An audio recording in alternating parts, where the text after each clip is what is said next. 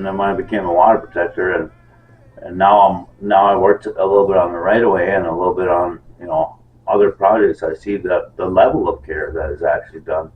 Before I was kind of blind to it, because like I said, I didn't actually work on the main line as much, and seeing all the practices done and preached. So Yeah, I think that's something I'm really excited about as well. Is like I'm proud to be a pipeliner. I can say that now, and I'm also proud of who I was before this, because it's not like I'm a completely different person. Those strong environmental values that I've always carried, I get to carry into my work, and I think that's what makes it so meaningful for me.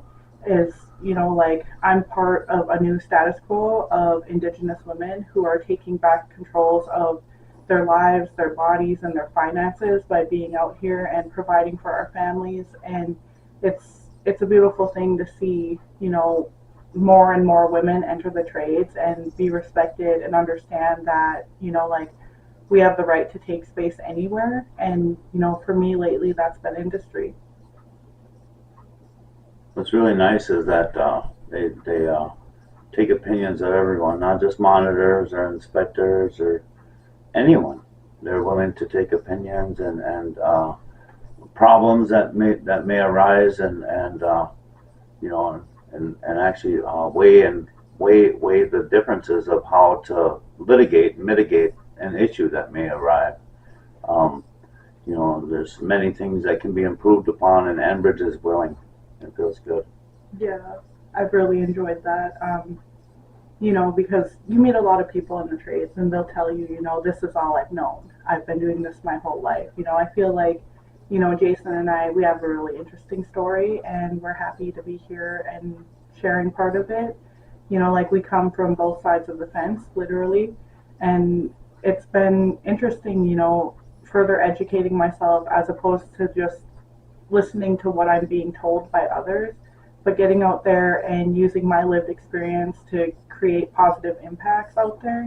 I've been able to help young women enter the trades. I've been able to, guide people into, the right kind of trainings for them, figuring out what it is they want to do with their life, as opposed to before, a few years back, I really thought there was only one way to be an Indian, and that was to fight a pipeline. And, nowadays that's just not true. There's so many people on so many different paths of lives, and it's been so healing to be able to respect everyone for what path they're on.